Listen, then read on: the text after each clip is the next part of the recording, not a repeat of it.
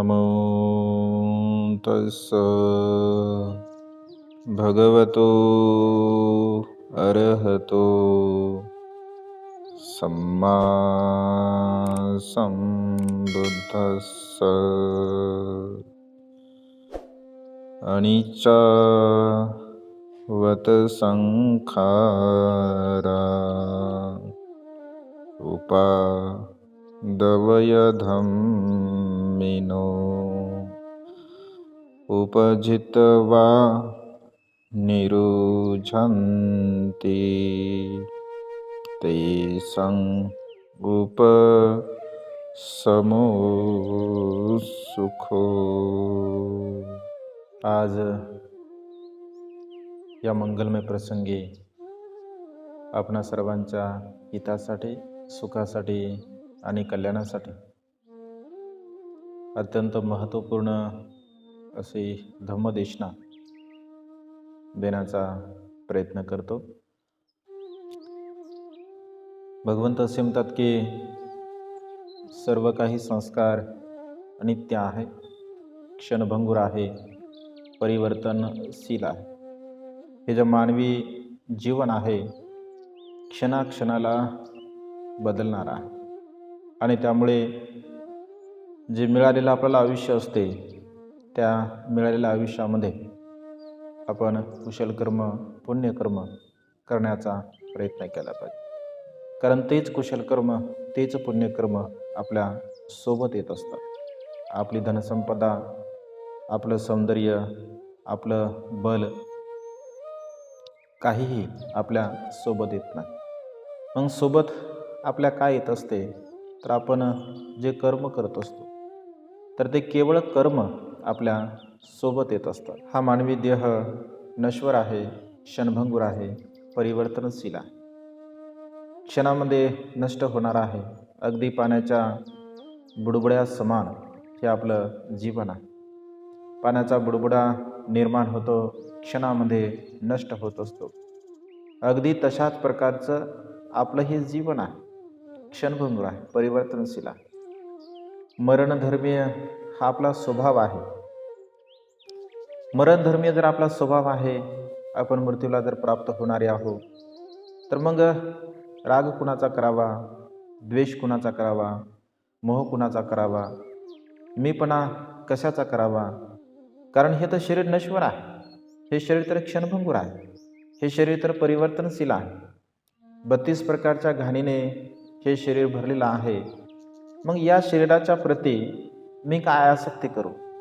या शरीराच्या प्रती मी काय लोभ करू, काय मोह करू? हे माझे संपूर्ण इंद्रिय हे घाणीचं साम्राज्य आहे।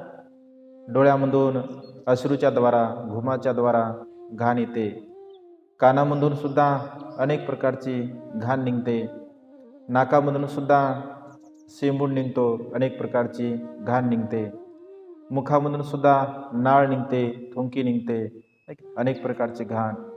या शरीरामधून घामाच्या द्वारा घाण निघते, मलमूत्रांच्या द्वारा घाण आहे। म्हणजे संपूर्ण हे शरीर अनित्य आहे, नष्ट होणार आहे, क्षणभंगुर आहे, परिवर्तनशील आहे। मग अशा प्रकारच्या या घाणीच्या साम्राज्याला मी काय प्रिय म्हणू, मी काय अप्रिय म्हणू, काय चांगलं म्हणू, काय वाईट म्हणू? आपण कितीही जर अशा प्रकारचं विचार केला, चिंतन केलं, मनन केलं की मी खूप सुंदर आहे, मी खूप रूपवान आहे, माझं सौंदर्य अलौकिक आहे, मी खूप लावण्यवती आहे, माझ्यासारखं सुंदर या जगामध्ये कोणीच नाही, मी विश्वसुंदरी आहे। म्हणजे अशा प्रकारची कितीही भावना जरी आपण मनामध्ये निर्माण केली, मनामध्ये उत्पन्न केली तरी काय लाभ होणार आहे? कारण हे शरीर मातीने बनलेलं आहे, एक दिवस मातीमध्ये मिसळणार आहे। आणि या मातीमध्ये मिसळणाऱ्या शरीराच्या प्रती आपल्याला एवढी घमेंड, एवढा अहंपणा, एवढा मीपणा कशाला हवा, कशाला पाहिजे? भगवंत असे म्हणतात की जेव्हा मनुष्याची राख होते, जेव्हा मनुष्य जाळल्या जातो, मृत्यूला प्राप्त होतो, त्याचा कुठे असतो मीपणा, त्याचा कुठे असतो अहंपणा, त्याचा कुठे असतो गर्व, त्याचा कुठं असते धनसंपदा, कुठे असते? काहीही नसते. तर या शरीरामध्ये अनित्य सर्व काही आहे, नित्य असं काहीच नाही. आणि म्हणून आपण जाणलं पाहिजे, आपण समजून घेतलं पाहिजे, मला जे मिळालेलं आयुष्य आहे, या मिळालेल्या आयुष्यामध्ये या नश्वर शरीराच्या प्रती मी आसक्ती काय करू? मी काय लोभ करू या शरीराच्या प्रती? मी काय अहंपणा करू या शरीराच्या प्रती? कारण हे नष्ट होणार आहे, हे क्षणभंगुर आहे, हे परिवर्तनशील आहे.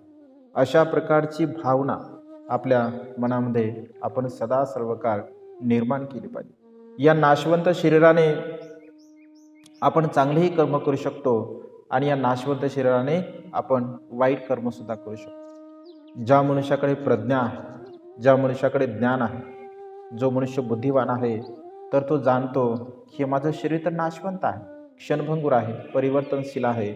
मग अशा प्रकारच्या या शरीराने मी पुण्यकर्म केलं पाहिजे, मी कुशल कर्म केलं पाहिजे, मी दान कर्म केलं पाहिजे, मी शीलाचं अनुसरण केलं पाहिजे. माझं सर्व जीवन हे परिवर्तनशील आहे, अशा प्रकारची भावना आपण केली पाहिजे.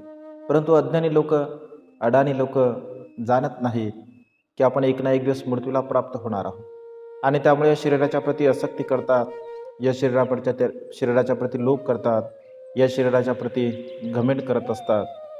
परंतु बुद्ध असे म्हणतात की ते जाणत नाहीत, समजून घेत नाहीत की आपण एक ना एक दिवस मृत्यूला प्राप्त होणार आहे.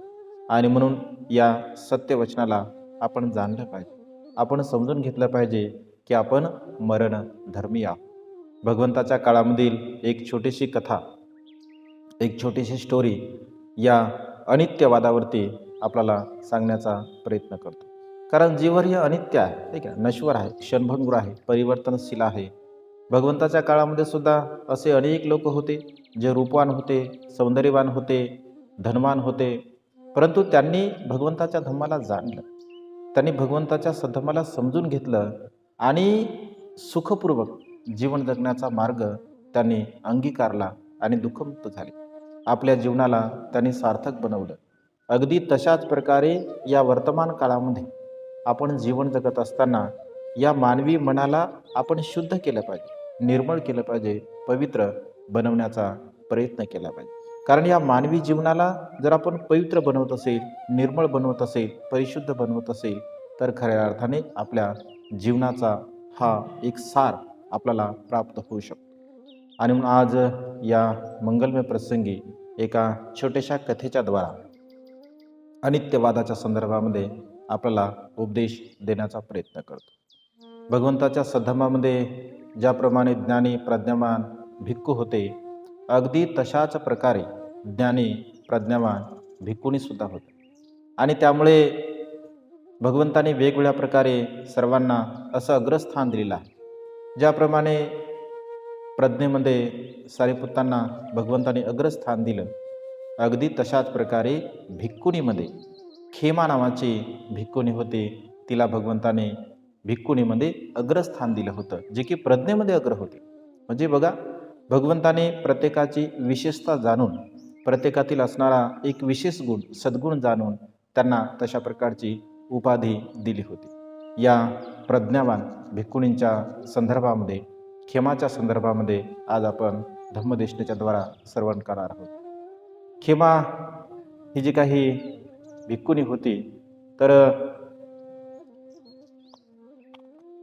भिक्खुनी होण्यापूर्वी भद्र देशाची जी राजधानी सागल होती, ज्याला सियालकोट असं सुद्धा म्हटलं जातं, या सागल नगरामध्ये अर्थात सियालकोटमध्ये राजघराण्यामध्ये खेमाचा जन्म झाला होता. खेमा अत्यंत सुंदर होती, अत्यंत रूपवान होती, अत्यंत लावण्यवती होती. असं म्हटलं आहे की ज्याप्रमाणे म्हणजे सूर्याला सुद्धा फिकं पडावं, सूर्यसुद्धा फिका पडावा, अशा प्रकारचं तिचं तेज होतं, तिचं सौंदर्य होतं, तिची अलौकिकता होती. आणि अशा प्रकारे ही खेमा अत्यंत आपल्या मातापित्यांची प्रिय होती. अत्यंत लाडामध्ये तिचं लालन पालन झालं. जशा प्रकारे ती मोठी होऊ लागली, तिचं जे सौंदर्य आहे ते अधिक अधिक खुलू लागलं, अधिक अधिक ती सुंदर दिसू लागली. ज्याप्रमाणे गुलाबाची कळी ही फुलामध्ये रूपांतरित होते आणि अत्यंत मनमोहक असं रूप धारण करत असते, अगदी तशाच प्रकारे खेमासुद्धा ऐन तारुण्यामध्ये जेव्हा येत असते तर अगदी अत्यंत सुंदर, अत्यंत रूपवान, लावण्यवती असं तिचं सौंदर्य होत असते. केवळ ती लावण्यवती सौंदर्यानेच युक्त नसते, तर ती गुणवान असते, ज्ञानी असते, शीलवान असते, प्रज्ञावान सुद्धा असते, अत्यंत बुद्धिवान ती असते. आणि अशा प्रकारचं जीवन जगत असताना जशी जशी ती मोठी होत असते तशा तशा प्रकारे तिचं लावण्यसुद्धा खुलत असते. जेव्हा ती तारुण्यामध्ये येते तर तारुण्यामध्ये आल्यानंतर मातापित्यांना असं वाटतं की आपल्या मुलीचा आपण विवाह करावा. आणि मग एवढं सौंदर्य आहे, एवढी सुंदर आहे, एवढी रूपवान आहे, तर अशा प्रकारची रूपवान राजाची पुत्री आहे, राजकन्या आहे, साहजिकच आहे तिचा विवाह एका राजासोबतच व्हायला पाहिजे. आणि तिचा विवाह मगध श्रेणीय राजा बिंबिसार याच्यासोबत होत असतो. मगध श्रेणीय राजा बिंबिसार जेव्हा खेमाचं सौंदर्य बघते, तिचं सौंदर्य बघून तो अत्यंत मोहित होतो, अत्यंत प्रमुदित होतो, अत्यंत त्याला आनंद होतो की एवढी सुंदर, लावण्यवती, रूपवान आपल्याला एक पत्नी लाभलेली आहे. अशामुळे तो अत्यंत प्रसन्न असतो, अत्यंत तो आनंदी असतो आणि तिच्यावरती आपल्या प्राणापेक्षा सुद्धा अधिक तो प्रेम करत असतो, खूप तिला जीव लावत असतो. एवढंच नव्हे तर राजा बिंबिसाराला पूर्व पत्नी कौशला देवी होती, म्हणजे कौशल राजा प्रसेनजित यांच्या बहिणीसोबत त्यांचा विवाह झालेला असतो. ती पहिली पत्नी असते, परंतु खेमा एवढी सुंदर असते, एवढी रूपवान असते, एवढी गुणवान असते, राजा बिंबिसाराला ती अत्यंत प्रिय असते. त्याच्यामुळे पट्टराणी तिला ते बनवत असतात. पट्टराणीचा मुकुट तिच्या सौंदर्यावरती अत्यंत खुलून दिसत असतो, अत्यंत शोभून दिसत असतो. अशा प्रकारचं अत्यंत सुखपूर्वक ती जीवन जगत असते. भगवंत जेव्हा राजगृहा नगरामध्ये पहिल्यांदा येत असतात ज्ञानप्राप्तीच्या नंतर, भगवंत जेव्हा मगध देशामध्ये येत असतात तर मगध देशामधील लठ्ठीवन अर्थात जातीय वनामधील सुप्रतिष्ठित चैत्यामध्ये भगवंत विहार करत असतात. आणि तिथे भगवंत विहार करत असताना जेव्हा एका माळ्याच्या द्वारा राजा बिंबिसार यांना समजतं की भगवंत म्हणजे सुप्रतिष्ठित चैत्यामध्ये वास्तव्य करत आहे, तेव्हा राजा स्वतः भगवंताला भेटण्यासाठी जात असतो. राजासोबत अनेक परिवारातील लोकसुद्धा असतात, राजासोबत जनतासुद्धा असते. आणि अशा प्रकारे अत्यंत प्रसन्न अशा वातावरणामध्ये राजा भगवंताचं दर्शन घेण्यासाठी जात असतो. तिथं तो भगवंताला वंदन करतो, प्रणाम करतो. पहिल्या भेटीमध्ये तो भगवंताला आपल्या इच्छा सांगत असतो, इच्छा व्यक्त करतो. बुद्ध धम्म संघाच्या प्रती त्याची श्रद्धा दृढ बनते आणि तो बुद्धाला शरण जात असतो. आणि अशा प्रकारे तो त्रिरत्नांच्या प्रती दृढ श्रद्धाभाव व्यक्त करून भगवंताला वेळुवन तो दान करत असतो. भगवंताने अनेक वर्षावास वेळुवनामध्ये म्हणजे केलेले आहे. आणि अशा प्रकारे राजा बिंबिसार भगवंताचा अत्यंत श्रद्धावान असा उपासक बनत असतो. परंतु खेमा मात्र भगवंताकडे कधीही गेली नाही. खेमाने कधीही भगवंताचं दर्शनसुद्धा घेतलं नाही. त्याला कारण असं होतं की खेमा अत्यंत सुंदर होती, अत्यंत रूपवान होती. तिला आपल्या सौंदर्याबद्दल अत्यंत घमेंड होती. तिला असं वाटायचं की मी खूप रूपवान आहे, मी खूप सौंदर्यवान आहे. आणि जेव्हा राजा बिंबिसार तिला भगवंताच्या उपदेशाबद्दल सांगत असत तर भगवंत नेहमी हे शरीर अनित्य आहे, हे शरीर नश्वर आहे, हे शरीर क्षणभंगुर आहे, परिवर्तनशील आहे, अशा प्रकारचा उपदेश करायचे. आणि मग तिला वाटायचं की भगवंत माझ्या शरीराची निंदा करतील, म्हणून तिने कधीही भगवंताचं दर्शन घेतलं नाही. परंतु एक वेळचा प्रसंग आहे की एका गायिकेच्या द्वारा म्हणजे वेळुवनांचं वर्णन ती ऐकत असते. अत्यंत मनमोहक, अत्यंत सुंदर असं गायनाच्या द्वारा जेव्हा गायिका वेळुवनाचं वर्णन करते तेव्हा साहजिकच खेमाला असं वाटतं की वेळुवनाचं वर्णन हिने ज्या पद्धतीने केलेलं आहे, अशा प्रकारचं वेळुवन जर असेल तर त्या वेळूवनाला आपण बघायला गेले पाहिजे. अशा प्रकारची भावना तिच्या मनामध्ये निर्माण होत असते. इकडे राजा प्रसेनजीतला सुद्धा समजतं की खेमा वेळूवनाचं दर्शन घेण्यासाठी म्हणजे वेळूवनाला बघण्यासाठी मनोरंजन करण्यासाठी जात आहे.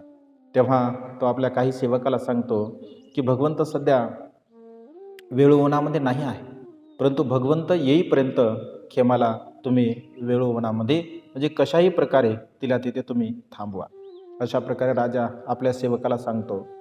खेमा संपूर्ण वेळूवनाला बघत असते. तिला अत्यंत प्रसन्न वाटते, अत्यंत आनंद वाटते, कारण वेळूवनाची शोभा तशा प्रकारची होते आणि बुद्धांचं वास्तव्य होतं, भिक्खू संघाचं वास्तव्य होतं. त्यामुळे तेथील जी प्रसन्नता आहे ती अलौकिक अशी प्रसन्नता तिथे होती. आणि खेमा जेव्हा जाण्यासाठी निघत असते तर सहज तिचं भगवंताकडे लक्ष जातं. भगवंतसुद्धा तिच्याकडे एक दृष्टिक्षेप टाकत असतात. एक नजर भगवंत तिच्याकडे बघतात आणि खेमासुद्धा त्या क्षणी भगवंताकडे बघत असते आणि भगवंत तिच्याकडे एक क्षण बघून पुन्हा आपली नजर हटवतात. भगवंताने नजर हटवल्याबरोबर खेमाला अत्यंत आश्चर्य वाटते, तिला अत्यंत दुःख वाटते. तिला असं वाटते की माझ्याकडे बघणारा व्यक्ती एक वेळेस जर माझ्याकडे तो बघत असेल तर तो फक्त मला बघत राहील, अन्य कुणालाही तो बघणार नाही, एवढे मी रूपवान आहे. परंतु भगवंताने मला एक क्षण बघितलं आणि लगेच भगवंताने दुसरीकडे बघितलं. अशा प्रकारचा विचार केल्यानंतर तिला थोडंसं वाईट वाटते आणि तिला असं वाटतं की भगवंताने माझा अपमान केला. अशा प्रकारे जेव्हा निर्विकार दृष्टीने भगवंत तिच्याकडे बघत असतात तर तिला स्वतःचा म्हणजे अपमान झाल्यासारखा वाटतो. तिला असं वाटतं की मी एवढी रूपवान असताना भगवंताने फक्त माझ्याकडे एक दृष्टिक्षेप टाकला आणि त्या क्षणी ती असं बघते की भगवंताच्या बाजूला अत्यंत सुंदर लावण्यवती अशी अप्सरा उभ्या आहे आणि ती अप्सरा भगवंताला पंख्याने वारा घालत आहे. भगवंत आपल्या रिद्धीच्या बलाने अशा प्रकारे एक सुंदर अप्सरा आपल्या बाजूला निर्माण करत असतात आणि ती हवा भगवंताला घालत असते. हे दृश्य जेव्हा खेमा बघते तिला अत्यंत आश्चर्य वाटते. तिला असं वाटतं की किती सुंदर ही अप्सरा आहे, किती सुंदर सुंदर अप्सरा भगवंताच्या सेवेमध्ये राहतात. या अप्सरेच्या समोर माझं सौंदर्य तर काहीच नाही आहे, अत्यंत फिका आहे. अशा प्रकारची भावना तिच्या मनामध्ये निर्माण होते आणि क्षणामध्ये ज्या स्त्रीचं रूप अत्यंत सुंदर असतं, अत्यंत लावण्य असते, त्या अप्सरेचं रूप अगदी ती 16 वर्षाची तरुणी असते तर ते क्षणामध्ये 20 वर्षाची होते, क्षणामध्ये 30 वर्षाची, 40 वर्षाची, 50 वर्षाची, 60 वर्षाची, 70 वर्षाची, 100 वर्षाची. म्हणजे अशा प्रकारे तिच्या शरीरामध्ये परिवर्तन होते. जिचे केस अत्यंत सुंदर अशा प्रकारे होते, तिचे केस क्षणामध्ये पांढरे ती बघत असते. जिचं सौंदर्य अत्यंत रूपवान होतं, तिच्या शरीरावरती सुरकुत्या बघते. जिच्या ओठामध्ये सुंदर असे दात होते ते दातसुद्धा पडलेले ती बघत असते. जी अत्यंत चांगल्या अवस्थेमध्ये उभी होती ती कमरेमध्ये वाकलेली आहे, अशा प्रकारच्या स्थितीमध्ये ती बघते आणि हळूहळू तिचं जे वार्धक्य आहे ते वाढत असतं आणि शेवटी ती मृत्यूला प्राप्त होते. म्हणजे अशा प्रकारचं रूप, अशा प्रकारचा दृष्टांत, अशा प्रकारचं रूपक त्या ठिकाणी भगवंत निर्माण करतात. असं रूपक निर्माण केल्यानंतर, असं दृश्य निर्माण केल्यानंतर खेमाला आश्चर्य वाटते. तिला असं वाटतं की अरे, जन्म, म्हातारपण, आजारपण, मृत्यू हा मनुष्याच्या जीवनामध्ये किती अटळ आहे, किती सत्य आहे. आणि मी सुद्धा माझं जे रूप आहे, माझं जे सौंदर्य आहे, माझं सौंदर्यसुद्धा असंच नष्ट होणार आहे, असं क्षणभंगूर आहे का, असंच परिवर्तनशील आहे का, माझं सौंदर्यसुद्धा एक दिवस वार्धक्याकडे जाणार आहे का, मी सुद्धा म्हातारी होणार आहे का, मी सुद्धा वृद्ध होणार आहे का, मी सुद्धा मृत्यूला प्राप्त होणार आहे का. अशा प्रकारची भावना तिच्या चित्तामध्ये निर्माण होते. आणि बघा, अशा प्रकारचं दृश्य पाहून तिच्या चित्तामध्ये म्हणजे संसाराच्या प्रती विरक्ती भाव उत्पन्न होते. म्हणजे भगवंताने तिला आणखी उपदेश सुद्धा केला नाही, केवळ भगवंताने तिला ते दृश्य दाखवलं. त्या दृश्याच्या आधाराने तिच्या चित्तामध्ये अशा प्रकारची भावना उत्पन्न होते. दुःख, अनित्य, अनात्म अशा प्रकारच्या भावनेला ती जाणते. कारण अनंत आणि असीम असं पूर्व पुण्य असतं. पूर्व पुण्याच्या बलामुळे केवळ दृश्याकडे बघून संसाराच्या प्रती विरक्तिभाव तिच्या चित्तामध्ये उत्पन्न होतो. ती भगवंताकडे जाते, भगवंताला प्रणाम करते आणि प्रणाम करून भगवंत तिच्या चित्तातील जी अस्थिर अवस्था आहे, जी चंचल अवस्था आहे, जी अनित्य भावनेची अवस्था आहे, या अवस्थेला भगवंत जाणतात आणि तिला उपदेश करतात. भगवंत तिला अनित्य, अनात्म आणि दुःख यावरती उपदेश करतात. सर्व काही अनित्य आहे, सर्व काही क्षणभंगुर आहे, सर्व काही परिवर्तनशील आहे, सर्व काही बदलणार आहे. मानवी जीवन हे अनेक प्रकारच्या दुःखाने भरलेलं आहे. आत्मा नावाची कोणतीही वस्तू या शरीरामध्ये नाही आहे. शरीर हे 4 महाभूत आणि पंचस्कंदाने बनलेलं आहे. रूप, वेदना, संज्ञा, संस्कार आणि विज्ञान, पृथ्वी, आप, तेज आणि वायू ह्या घटकाने हे शरीर बनलेलं आहे. हे संपूर्ण एक ना एक दिवस नष्ट होणार आहे, क्षणभंगुर आहे, परिवर्तनशील आहे. अशा प्रकारे भगवंत तिला सविस्तरपणे उपदेश करतात. भगवंताचा उपदेश श्रवण करून खेमा जी अत्यंत रूपवती होती, गर्व तिला रूपाप्रती होता, परंतु श्रोतापन्न अवस्थेला ती प्राप्त होत असते. श्रोतापन्न अवस्थेला प्राप्त झाल्यानंतर संसाराच्या प्रती विरक्ती तिची उत्पन्न होते. राजपद जे काही तिला राणीचं पद प्राप्त झालं होतं त्याचा पूर्णपणे त्याग करते. सुंदर जे अत्यंत मुलायम, अत्यंत रेशमी अशा प्रकारच्या तिचे केश होते, ते केस कापते. अत्यंत सुंदर असं वस्त्र तिच्या अंगावरती होतं. बनारसी वस्त्राला ती पूर्णपणे त्यागते आणि काशाय वस्त्र परिधान करते, एक भिक्खुनी बनते. भगवंत स्वतः तिला धम्म शिकवतात, विनय शिकवतात. ध्यान, मनन, चिंतन ती करत असते आणि ध्यान, मनन, चिंतन करून ती अरहंतपदाला प्राप्त होते. अरहंतापैकी एक होत असते. खेमा अरहंतपदाला प्राप्त झाल्यानंतर एक वेळचा प्रसंग आहे. ती ध्यान साधना करत असते, ध्यान, मनन, चिंतन करत असते. ध्यान, मनन, चिंतन करत असताना मार तिच्या मनामध्ये उत्पन्न होतो आणि तिथे तिला म्हणतो की हे खेमा, तू एकटीच इथे का बसली आहे? तुला भीती वाटत नाही का? तू अत्यंत रूपवान आहे, तुझं रूप लावण्यवती आहे. चल आपण पंचगुणाचा उपभोग घेऊया. तेव्हा खेमा त्या माराला म्हणते की मी सर्व प्रकारच्या आसक्तीला नष्ट केलं आहे, सर्व प्रकारच्या दुःखाला मी नष्ट केलं आहे. कारण हे जे शरीर आहे, हे शरीर अनित्य आहे, नष्ट आहे, क्षणभंगुर होणार आहे, परिवर्तनशील आहे. अशा प्रकारचा माराला ती संवाद करत असते. तिथे सांगताना ती माराला म्हणते, अठ्ठिनं नगरं कत्तं मत्स लोहितलेपनं यथं जराचमच्चू चवानो मक्खीच ओहोती. अर्थात हे जे शरीर आहे, हाडांचे हे एक नगर आहे. ते हाडांचे कंकाळ किल्ला आहे, ज्यावर मांस, रक्त आणि कातडीचे लेपन चढवले आहे. ज्यात जरा आहे, म्हातारपण आहे, व्याधी आहे, रोग आहे, मृत्यू आहे, द्वेष आहे, अभिमान आहे.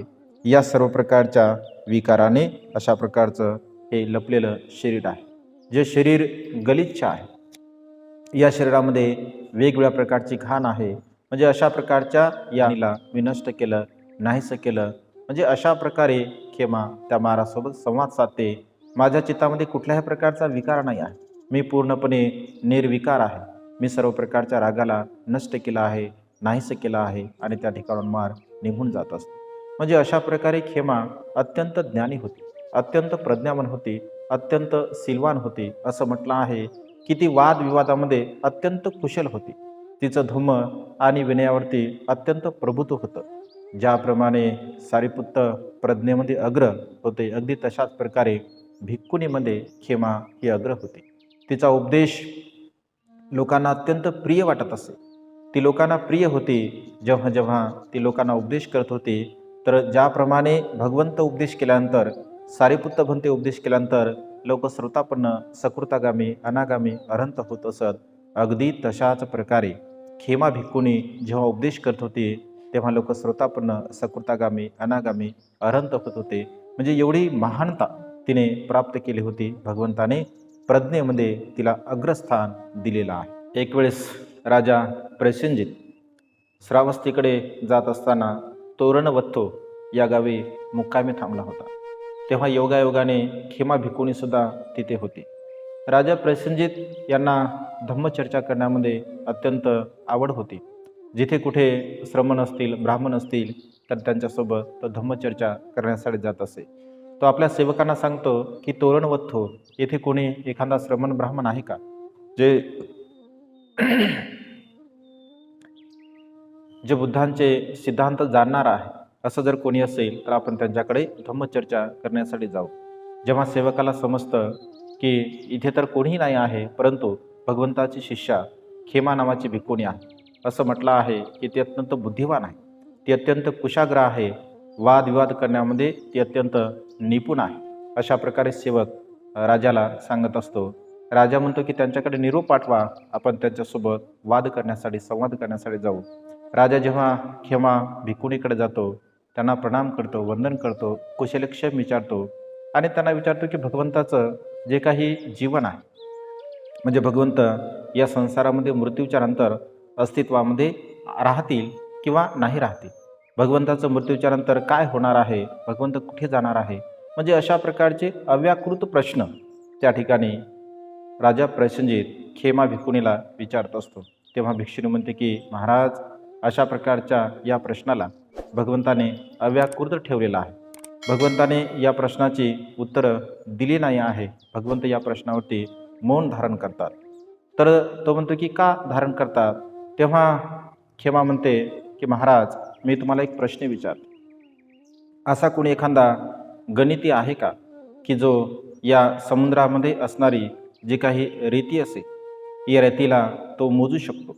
या समुद्रामध्ये असणारं पाणी आहे, या पाण्याला तो मोजू शकतो, असं कोणी तुमच्याकडे गणिती तज्ज्ञ आहे का? कोणी गणक आहे का? राजा म्हणतो की असं तर नाही आहे, असं तर होऊ शकणार नाही, असं कोणीच नाही आहे. ते म्हणते की का? कारण समुद्र अमर्याद आहे, समुद्राची खोली अमर्याद आहे, समुद्रामध्ये असणारी जी वाळू आहे ती सुद्धा अमर्याद आहे. तेव्हा खेमा म्हणते की भगवान, अगदी तशाच प्रकारे भगवंताची प्रज्ञासुद्धा अमर्याद आहे, भगवंताचं ज्ञानसुद्धा अमर्याद आहे, समुद्रासारखं खोल आहे, गंभीर आहे. आणि त्यामुळे भगवंताने काही प्रश्न अव्याकृत ठेवले आहे, ज्या प्रश्नाचं उत्तर भगवंताने दिले नाही आहे. दुसऱ्या प्रसंगी तो खेमाला वंदन करतो आणि निघून जातो. दुसऱ्या एका प्रसंगी राजा भगवंताकडे जातो आणि भगवंताला पुन्हा हाच प्रश्न विचारतो. अगदी जशा प्रकारे खेमाने उत्तर दिले, अगदी तशाच प्रकारे भगवंतसुद्धा उत्तर देत असतात. तेव्हा राजा म्हणतो की भगवान, किती आश्चर्य आहे, भगवान किती अद्भुत आहे. अगदी भगवंताचे आणि भगवंताच्या शिष्यांची उत्तरे समान आहे. भगवान, एक वेळेस मी खेमा भिकुणीसोबत हा संवाद केला होता, अगदी आपल्यासारखेच तिने प्रश्नाचे उत्तर दिले होते. किती आश्चर्य आहे भगवान, किती अद्भुत आहे. तेव्हा भगवंत असे म्हणते की राजन, खेमा ही अत्यंत प्रज्ञावान आहे, अत्यंत ज्ञानी आहे, ती कुशाग्र बुद्धीची आहे आणि म्हणून तिला भगवंताने प्रज्ञेमध्ये अग्रस्थान दिलं होतं. म्हणजे बघा, अशा प्रकारे एक अत्यंत रूपवती, लावण्यवती, जिला सौंदर्याच्या प्रती अत्यंत घमंड असतो, अत्यंत गर्व असतो, परंतु जेव्हा बुद्धांच्या श्रेष्ठ सिद्धांताला ती जाणते, समजून घेते, कारण जीवन हे अनित्य आहे, जीवन हे क्षणभंगुर आहे, जीवन हे परिवर्तनशील आहे. मनुष्य कधी केव्हा कुठे मृत्यूला प्राप्त होईल हे आपण काही सांगू शकत नाही. आणि त्यामुळे मिळालेलं जे आयुष्य आहे, या मिळालेल्या आयुष्यामध्ये आपण चांगले कर्म केले पाहिजे, पुण्यकर्म केले पाहिजे, कुशल कर्म केले पाहिजे, कारण हे पुण्यकर्म, हे कुशल कर्मच आपल्या सोबत येणारे असतात. आणि म्हणून आज या मंगलमय प्रसंगी खेमा भिकुणींच्या द्वारा हा अनित्यवादाचा सिद्धांत थोडक्यामध्ये समजावून सांगण्याचा प्रयत्न केला. आपण सुद्धा आपल्या जीवनाच्या सत्यतेला समजून घ्यावं, बुद्ध धम्म आणि संघ या तीन रत्नाचं आपण अनुसरण करावं आणि आपलं मानवी जीवन सफल करण्याचा प्रयत्न करावा. एवढीच आजच्या या मंगलमय प्रसंगी धम्मदेशना देतो. तुम्हा सर्वांच्या प्रती चित्तामध्ये मंगलमैत्रीची भावना उत्पन्न करतो आणि ही देशना समाप्त करतो. सर्वांचं मंगल हो, सर्वांचं कल्याण हो, सर्वांना दीर्घायुष्य लाभो.